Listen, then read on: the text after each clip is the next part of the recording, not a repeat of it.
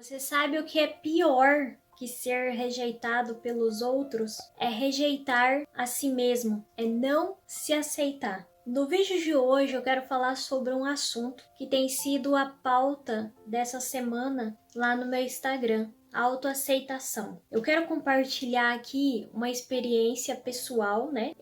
Mas antes de eu já começar a falar a minha experiência, eu quero deixar bem claro que se você estiver passando por esse momento, por essa dificuldade de se aceitar, e você reconhece que não está conseguindo lidar com esse sentimento sozinho, você deve procurar ajuda profissional. Não é fraqueza, não é vergonha depender de ajuda profissional. Eu precisei por muitos anos e eu acredito que tudo isso fez parte de hoje eu aprender a me aceitar. Eu já quero deixar bem claro isso, que eu não sou psicólogo. Eu tô aqui compartilhando a minha experiência, como foi o meu processo de aceitação. Um profissional, ele consegue te guiar, te ouvir, ele não vai se envolver emocionalmente e ele não vai te julgar, para você reorganizar os seus pensamentos, né, tomar o controle aí das suas emoções. Então, eu fiz terapia por muitos anos e para mim foi muito bom, porque ela nos ajuda não só a lidar conosco, mas também com outras pessoas aí que estão passando por problemas que muitas das vezes, se a gente não tiver um filtro,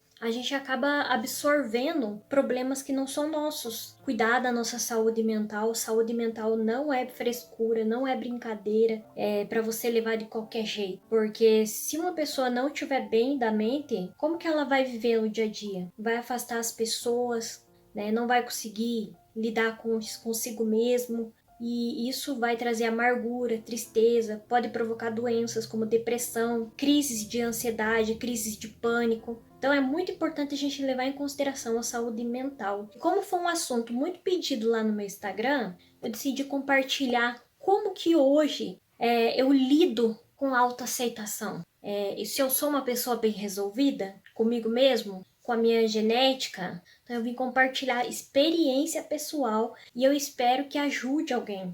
Eu já passei pelo aquele processo doloroso. Então falar disso hoje não me dói mais. Não é mais algo assim que me faz me sentir alguém impotente, sabe? Alguém assim que se vitimiza, que chora, que quer pena, atenção. Hoje isso não acontece mais comigo. E como eu me aceito? Como foi esse processo de autoaceitação? Então eu não nasci uma pessoa com deficiência física. Eu tive uma lesão medular por conta de uma deformação e um fibroma na coluna. Eu nasci com uma condição genética chamada neurofibromatose e afetou a minha medula espinhal. E isso trouxe muitas complicações, eu tive que fazer muitas cirurgias, ao total eu fiz 9, mas não tem como reverter a minha lesão. E eu fiquei paraplégica, isso afetou a minha bexiga e meu intestino. Já falei isso, tenho muitos vídeos aqui no canal, então é muito importante às vezes eu reforçar alguns fatos, né, para que não venha gente falar coisa que não sabe, porque não me conhece, né? Não conhece a minha história. Foi um processo doloroso porque eu caminhava, né? Eu andava, eu era uma pessoa independente, assim, uma criança independente. Eu era muito peralta, hiperativa. Foi para mim um baque, porque de repente eu parei de andar. Não foi uma coisa assim que demorou anos para ficar doente, entende? Foi uma coisa assim que foi muito rápido. Uma criança quer pular, quer subir árvore, quer correr, e essa era eu. Então o que aconteceu? Eu me senti presa. Eu me senti, sabe, meu Deus, agora como vai ser daqui para frente? Não vou mais ser uma pessoa normal. E na cabeça de muita gente é assim. Então quando você passa por um processo de reabilitação, passou aquele tempo e o médico vem te dar um diagnóstico que realmente não tem reversão, não tem cura, não tem como voltar a caminhar, é muito mais difícil do que para alguém que já nasceu com uma deficiência. Não tô diminuindo o sentimento. Eu tô falando que é mais difícil porque você vai ter que lidar com essa transição, dessa mudança. E a pessoa que já nasceu com deficiência, ela já não tem aquela perda, sabe? Aquele sentimento de perda. E isso é o que acontece quando você para de caminhar ou quando você perde uma função do seu corpo. Aceitar o diagnóstico de neurofibromatose não foi tão difícil para mim no início. Foi difícil quando eu comecei a ficar moça, tipo nessa fase de adolescência, de querer namorar, de sonhar em casar. Foi mais difícil nessa fase. Por quê? Porque quando você descobre um diagnóstico de neurofibromatose, os médicos são obrigados a te orientar sobre a sua condição genética. E uma das coisas que o médico falou para mim era sobre a gravidez, que geralmente uma pessoa com neurofibromatose é 50% de chance da criança herdar a mesma genética. Então isso me bateu um medo, e um medo que me levou a não querer ter filhos, porque dentro do meu coração eu quero ter filhos, mas me levou a pensar, e se eu tenho um filho com a mesma genética, que isso vai agravar? Além do mais de que eu, hoje em dia, tenho ampliação na bexiga. Então eu comecei a analisar pelo lado racional da realidade, da verdade. Nem é questão de, eu perdi a fé. Fé não tem nada a ver com a verdade. A fé é esperança, ela ajuda para o impossível, mas o que é verdade a gente não pode oprimir, a gente não pode negar a verdade, principalmente quando ela está na nossa cara. Isso mexeu com a minha cabeça, entende? Nessa questão. Eu não tive fibromas na pele. Quando a neurofibromatose se manifesta, os sintomas saem fibromas, principalmente no rosto. E a parte que mais atinge a autoestima. Quando eu olho para você ou você olha para mim, a primeira coisa que a gente bate o olhar é no olho, é no rosto. É a primeira coisa que as pessoas vão olhar. Então é lógico que vai mexer com a sua autoestima. Só que aquilo, eu aprendi que a gente não é só esse corpo. A gente não é, esse corpo aqui é uma bagagem. Mas o que a gente é o que está dentro de nós. Durante as minhas sessões de terapias, eu descobri os meus valores. E no que eu era boa, eu descobri o que eu gostava, o que me fazia feliz. E essas coisas foram substituindo muitos medos meus que eu tinha, que era aquele medo de insegurança, de não ser boa, aquele medo de não ser útil, aquele medo de, sabe, aquelas coisas que a gente cria na cabeça da gente. Eu aprendi a lidar com isso quando eu comecei a descobrir em mim valores que eu não olhava, porque eu só me olhava quando eu olhava pro espelho. É o que todo mundo vê. Não tem como ver o interior de alguém. E é por aí que vem o julgamento, não é? É por aí que vem aquele olharzinho torto, aquele olharzinho nojento, aquele olhar de rejeição. Eu passei por 2 processos. Aceitar que eu não iria mais caminhar, que eu iria ter que depender de sondas. E depois aceitar que talvez se eu me casasse no futuro, eu não teria filhos. E se eu tivesse filhos, talvez meus filhos vão herdar a mesma genética, porque não tem como saber. Assim como pode, não pode. Isso me trouxe medo, me trouxe insegurança.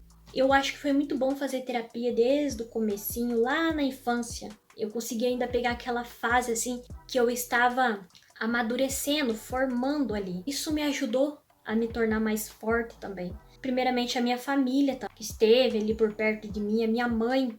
Minha mãe foi uma rocha para mim. Além da minha fé, me converti aos 14 para 15 anos de idade. Então, eu nasci de pais cristãos, eu me batizei nessa época, de 14 para 15 anos.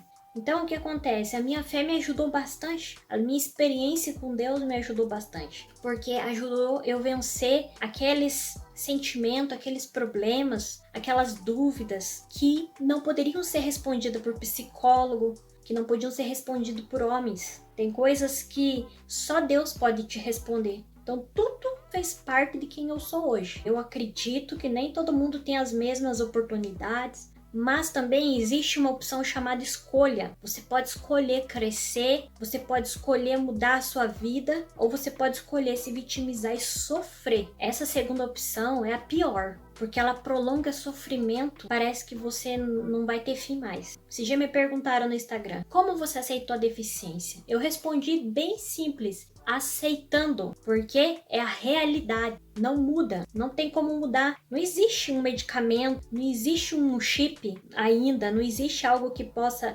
reconstruir a medula disponível. Não existe ainda. Assim como não existe ainda uma cura para neurofibromatose. Tem como eu pegar a deficiência e não aceitar se ela faz parte de quem eu sou? Tem como eu jogar fora, excluir da minha vida? Não. É parte da minha vida. A mesma coisa na neurofibromatose. Aceitar não é perder a fé, é você entender que é a verdade. Não é oprimir, negar, fugir. Muitas pessoas confundem coragem com não ter medo. Coragem não é ausência do medo. Eu tenho os meus medos. Acontece que eu não deixo que esses medos fiquem controlando a minha cabeça. Por que que eu vou ficar presa neles? Vou deixar de viver, vou deixar de gostar de mim, vou ficar amargurada, triste dentro de um quarto. Vou sentir raiva, revolta de todo mundo, eu vou culpar todo mundo à minha volta. O que as pessoas têm a ver com eu não saber lidar comigo? Nada. Ninguém me deve nada, o mundo não me deve nada. É minha responsabilidade seguir em frente, é minha responsabilidade mudar aquilo que está me causando mal. E se eu preciso de ajuda, eu tenho que reconhecer que eu preciso de ajuda e ir atrás de ajuda. Ah, mas eu não quero ser julgado, eu não quero, então busca ajuda profissional, para que você não seja aquela esponja que suga tudo o que é ruim. Seja um filtro. Você precisa ser essa pessoa que filtra emoções, filtra olhares. Você tem que aprender a descobrir o seu valor, quem é você, o que faz parte da sua vida, quais os seus princípios. Quando você descobre os seus direitos, aquilo que te faz bem, aquilo que te faz feliz. Aceitar a neurofibromatose e a deficiência não é negar que ela existe. Não é fugir. E esse dia eu recebi um outro comentário de um rapaz que falou: eu tenho neurofibromatose e não me aceito, e não quero me aceitar. E o que eu faço? Eu disse: nada, não tem nada a ser feito. Se você não quer aceitar a neurofibromatose, o que eu posso fazer por você, ou você mesmo por si mesmo? Porque você para e analise comigo. Ele não aceitar vai mudar a neurofibromatose? Vai fazer ela desaparecer? Vai curar a neurofibromatose? Não. Mas o que vai causar dentro dele? Revolta, raiva, medo. E aí, quando você se torna esse tipo de pessoa, você afasta pessoas boas. E você se isola do mundo, e é onde a doença mental cresce. Se você tiver uma condição genética, isso vai influenciar no seu corpo e você vai adoecer. Então, o que eu estou dizendo aqui é: não negue o fato que a neurofibromatose ou a deficiência existe. Aceite que ela é a verdade. E aceitar que ela é a verdade não é perder a fé. Fé para o impossível. Já você aceitar a verdade é você entender que é a realidade que está diante dos teus olhos. Você vai seguir em frente porque aquilo faz parte da sua vida. A neurofibromatose faz parte da sua vida, mas não te define. Você negar a verdade, ficar na fase de negação, é uma dor que é insuportável e parece que não passa nunca, porque você fica adiando o sofrimento. Então essa é a forma que hoje eu lido com a aceitação, com a verdade. Eu não perdi a fé, eu não perdi a esperança. E eu também não sou uma pessoa assim que eu deixo isso definir minha vida, não vivo amargurada por causa disso. Então hoje eu entendi o meu propósito e eu resolvi aprender com tudo que faz parte da minha vida. O processo de cada um de nós é diferente, porque você vai ter que encarar a realidade e a sua. E essa ninguém pode te ajudar. Essa é você com você mesmo. Eu estou aqui te encorajando a enfrentar o seu medo, sua raiva, sua revolta com a verdade, para que você consiga viver uma vida leve. Você pode escolher tornar a verdade um fardo ou um alívio. Você pode fazer essa escolha. E acredite, se você quer ser uma pessoa feliz, quer atrair pessoas boas, quer poder ser uma pessoa melhor, trabalhe em você, para que você consiga desfrutar a vida. Porque passar a vida toda existindo, sentindo pena de si mesma ou querendo que alguém venha te salvar, tirar a sua dor, isso não vai acontecer, porque isso é sua responsabilidade. Vai doer um pouquinho esse processo, mas quando passar, você vai se tornar uma pessoa mais resiliente, mais forte, e você vai conseguir ver a verdade como um aprendizado e não como uma tortura, uma punição, um castigo, ou seja lá o que for que te faça se sentir péssimo. Reclamar muda? Muda a verdade? Altera? Faz desaparecer? Não aceitar a verdade faz você se sentir melhor? Rejeitar a si mesmo te faz bem? Se a resposta for não para todas essas 3 perguntas, agora você entendeu que aceitar-se não é uma opção, é a única opção. Então a gente aceita tudo aquilo que não pode mudar e muda tudo aquilo que a gente pode controlar. A nossa forma de pensar, a nossa forma de encarar a verdade, que vão fazer toda a diferença no futuro de quem nós vamos nos tornar. Eu fiz algumas anotações, eu queria compartilhar isso com vocês, a forma que eu penso, como eu sinto hoje, falar sobre essa autoaceitação. Parece que o medo de se aceitar é maior, porque as pessoas acham que vão perder alguma coisa. E não é assim que funciona. Você não vai perder, você vai ganhar. Se você ficar relutando contra fatos, você vai perder tempo e energia. Se você não controla e você quer mudar, você vai perder um tempão que você podia estar mudando a si mesmo para ser feliz, para ter paz, para dormir bem, para comer bem, para aproveitar a vida, aproveitar as pessoas que estão à sua volta. Você não sabe teu dia de amanhã, o dia de amanhã não está garantido para ninguém. Então por que você vai se definir por um diagnóstico? Então não rejeite a si mesmo buscando a aceitação dos outros. Se aceite para que os outros possam ver o teu valor, para que os outros possam te respeitar. Foque em tudo que é bom em você, tudo que tem valor em você. E você não é só um corpinho, você é muito mais do que isso. Então esse era o vídeo de hoje. Eu espero que vocês tenham gostado. Não esquece de avaliar esse vídeo deixando o seu like. Compartilhe esse vídeo com mais pessoas. E eu espero você no próximo vídeo. Um beijo. Fiquem com Deus. E até o próximo vídeo. Tchau!